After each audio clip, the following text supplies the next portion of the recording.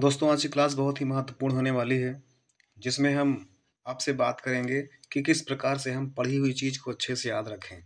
मैं आपको 10 पॉइंट बताऊँगा, जिसको आप अगर समझ लेते हैं और अपने जीवन में उसको फ़ॉलो करते हैं, तो मुझे पूरा विश्वास है कि आप पढ़ी हुई चीज़ों को स 100% याद रख पाएँगे। तो आइए शुरुआत करते हैं। पहला पॉइंट है दोस्तों इसमें आत्मविश्वास। कहा जाता है, आत्मविश्वास सफलता की कुंजी है। जी हाँ, ये सच है। यदि आप सफल होना चाहते हैं, तो सर्वप्रथम आत्मविश्वास ज़रूरी है। आपने ये भी ज़रूर ही सुना होगा कि आधी जंग आत्मविश्वास से ही जीती जा सकती है।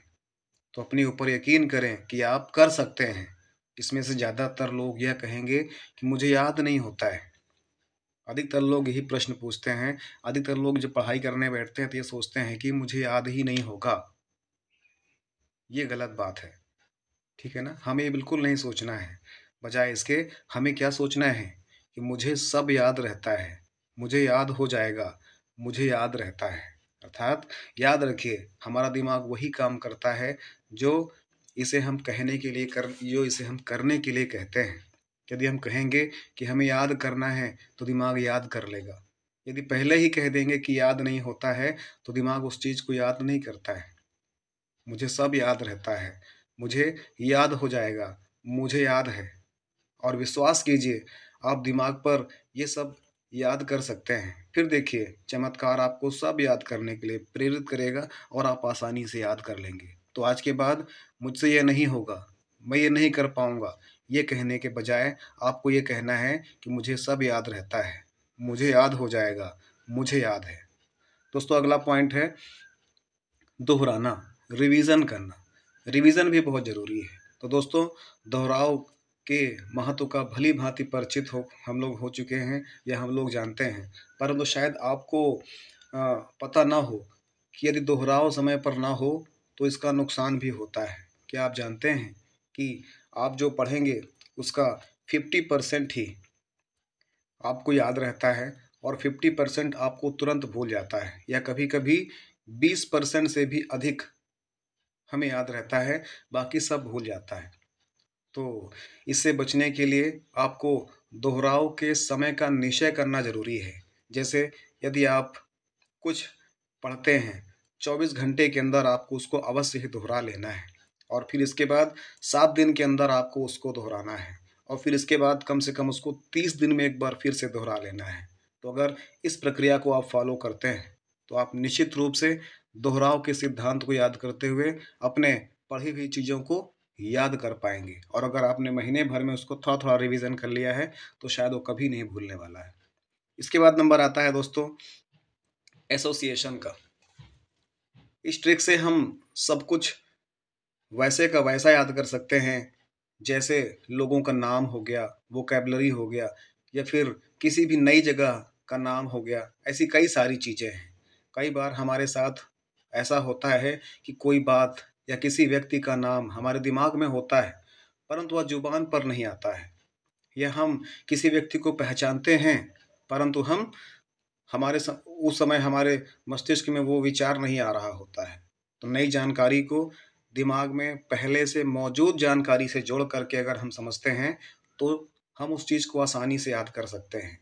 जैसे किसी व्यक्ति का नाम अक्षय हो, तो उसे हम अक्षय कुमार से जोड़ करके याद कर लेंगे। जब भी अक्षय की बात आएगी, तो हम सोचेंगे अक्षय, अक्षय कुमार, तो तुरंत वह पर्टिकुलर वर्ड हमें याद हो जाता है। तो इस प्रकार से जैसे किसी व्यक्ति का नाम अक्षय हो, तो अक्षय कुमार, उस एक्टर को आप याद कर लीजिए।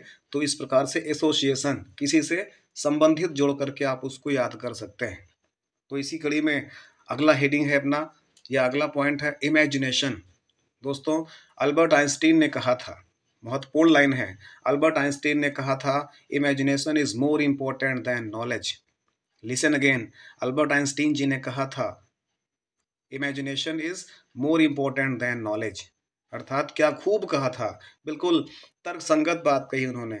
आपको याद है किसी कोई फिल्म जो आपने हाल ही में देखी, उसकी कहानी, उसका सीन, उसका डायलॉग आपको भली भांति याद हो जाता है। कोई कहानी जो आपने बचपन में दादी से सुनी होगी, उसकी एक-एक बात आपको याद रहती है। यहाँ तक कि अगर दादाजी ने अगर दादी जी ने दोबारा कहानी सुनाई तो आप निश्चित रूप से बीच-बीच में बोल देते हैं कि नहीं दादी, यहाँ पर ये बिंदु नहीं था, इस प्रकार से था। क्यों ऐसा होता है? क्योंकि तब हम अच्छे से इमेजिन कर सकते थे, हम अच्छे से कल्पना कर सकते थे, ठीक है ना? तो इसी प्रकार से जैसे अ, हमें वो क जब हम कोई कहानी मान ली दादी जी ने कोई बात सुना दी है, तो हम हमारे अंदर एक प्रकार से एक वीडियो की तरह चलता था। जैसे दादी जब सुनाती थी वो झरना, वो तालाब, वो जंगल, वो बोलते हुए जानवर, सब कुछ। तो एक बार फिर से बच्चे बन जाइए और इमेजिन करना शुरू कर दीजिए। फिर देखिए, आपको कैसे सारी चीज़ें याद होती हैं। तो दोस्तों, अगला पॉइंट आता है इसी में दिनचर्या, डेली रूटीन। ये भी हमारे जीवन के लिए बहुत महत्वपूर्ण है। अक्सर ही हम लोग जब पढ़ाई करते हैं, दिनचर्या का ध्यान नहीं देते हैं, दिनचर्या को अनदेखा कर देते हैं, देर रात तक जागते हैं, सुबह देर में उठते हैं, फिजिकल एक्टिविटी कम करते हैं, एक ही स्थान पर बैठे रहते हैं। तो ये सारी चीज़ें हैं जिससे हमारे अंदर नियमितता के तौर पर हम समय से पानी भी नहीं पीते हैं। नेगेटिव इफ़ेक्ट हमारी मेमोरी और हमारे कार्य क्षमता को प्रभावित करता है। अच्छी याददाश्त के लिए अच्छी नींद भी तो आवश्यक है। नींद के समय में छेड़खानी ना करें। थोड़ा बहुत अवश्य टहलें, पानी खूब पिएँ। आप ही सोचिए, जो काम आप 100% ऊर्जा के साथ कर पाएँगे, वो 20% के साथ कभी नहीं कर पाएँगे। तो हमें सुबह जल्दी उठना है, फिज़िकल एक्टिविटी करना है। अच्छी याददाश्त के लिए अच्छी नींद भी ज़रूरी है। थोड़ा बहुत अवश्य टहलें और पानी ज़रूर पिएँ। इसके बाद हमारा आता है टाइम टेबल। टाइम टेबल भी बहुत ज़रूरी है। दोस्तों, हमें से ज़्यादातर लोगों को का टाइम टेबल नहीं बना होता है। जब मन किया तब पढ़ने लगते हैं। कोई भी टॉपिक बीच से ही पढ़ने लगते हैं। इसके सिवाय कन्फ्यूज़न के हमें कुछ नहीं मिलता है। ये तब पता चलता है जब हम उस पुस्तक को पुनः उठाते हैं और पढ़ते हैं तो हमें लगता है कि हमने इसको तो पिछले हफ्ते पढ़ा था, लेकिन अभी हमें कुछ नहीं आ रहा है। इस प्रकार से हम केवल और केवल अपनी मेमोरी को दोष देते हैं, टाइम टेबल को नहीं। तो बहुत ज़रूरी है हमारे लिए, बेहतर सफलता के लिए एक बेहतर टाइम टेबल होना बहुत ज़रूरी है। बेहतर रणनीति ही बेहतर जीत दिला सकती है और रणनीति का पहला हिस्सा जो है, यहाँ पर टाइम टेबल ही है। यदि यह कमज़ोर है, तो आप जीत की आशा कैसे कर सकते हैं?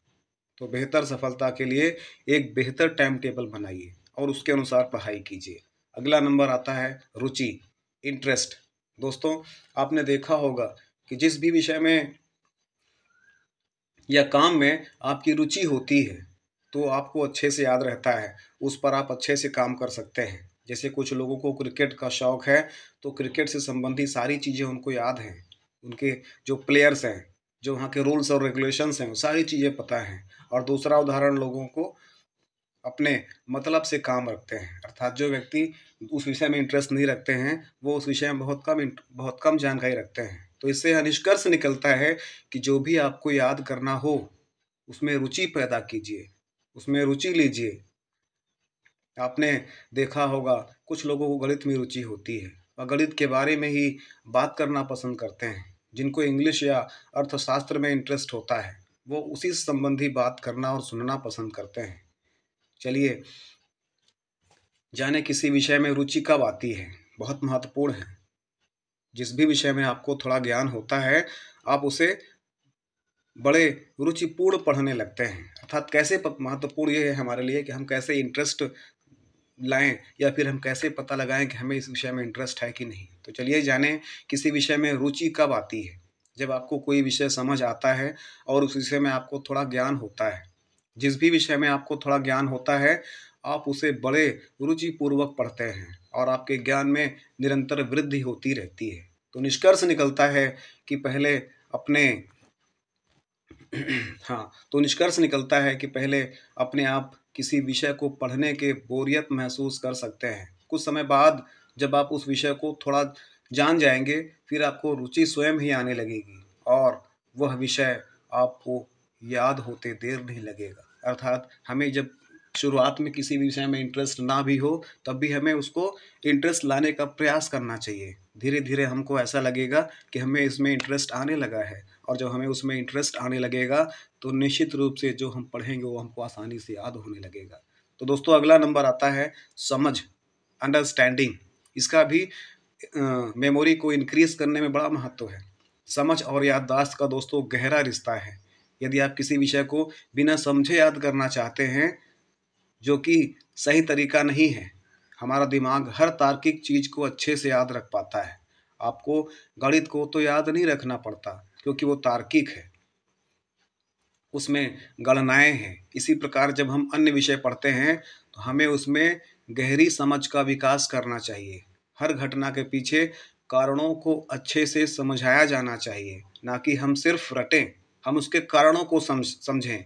यदि समझ विकसित करोगे तो रुचि विकसित होगी, और अगर आपको आपका विषय रुचिकर लगने लगेगा तब तो आप एक और सफलता के मध्य किसी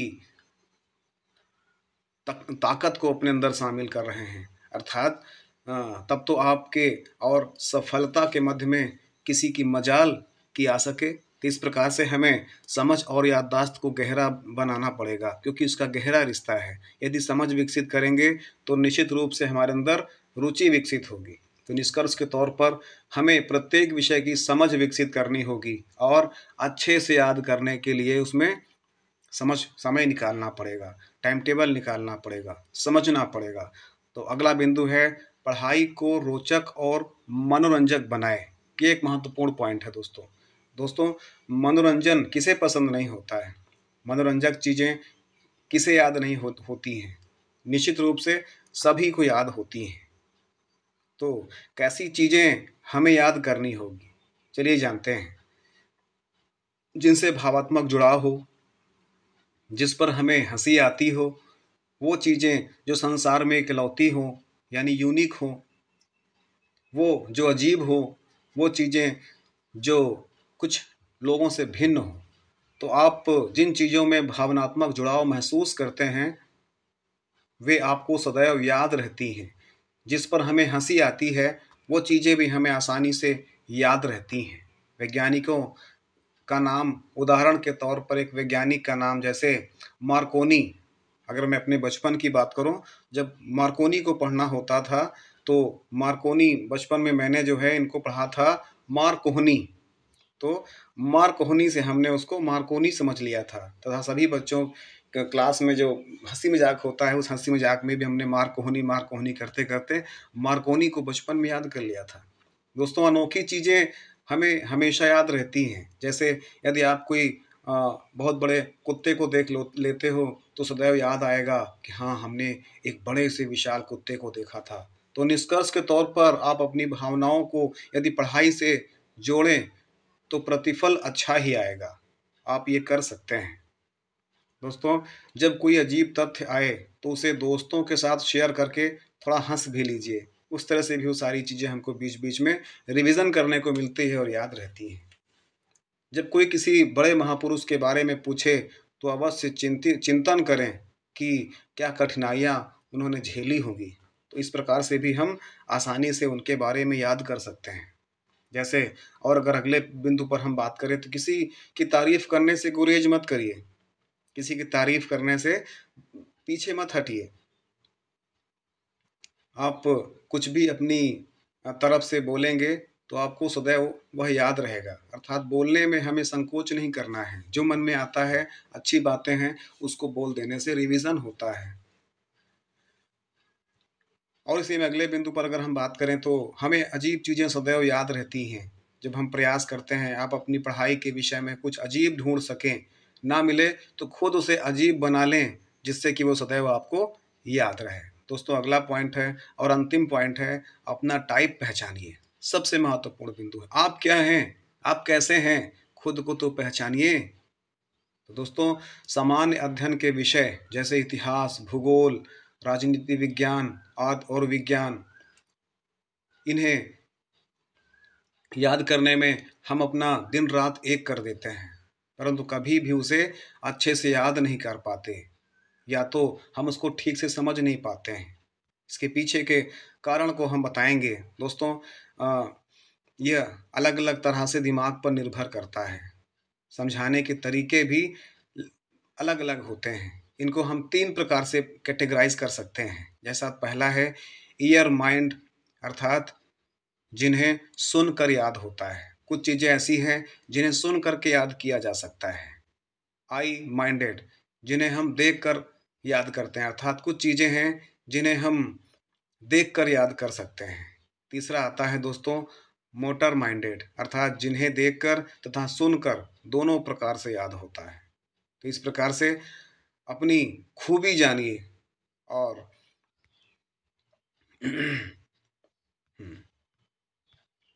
अपनी खूब इस प्रकार से अगर फाइनली हम लोग कहें दोस्तों, तो अपनी खूबी जानिए और उसी तरह तैयारी कीजिए और इसी तरह पढ़ाई कीजिए। इन 10 पॉइंट्स को आपको बहुत सावधानी से समझना है।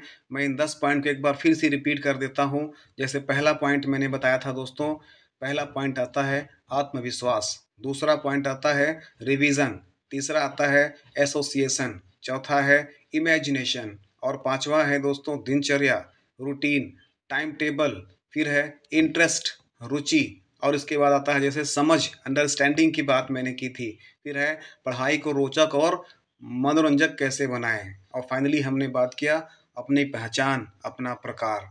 तो ये थे 10 पॉइंट्स, इनको समझिए, इनको फॉलो करिए। आई होप आपकी मेमोरी इंक्रीज होगी। मिलते हैं नेक्स्ट क्लास में। Thank you.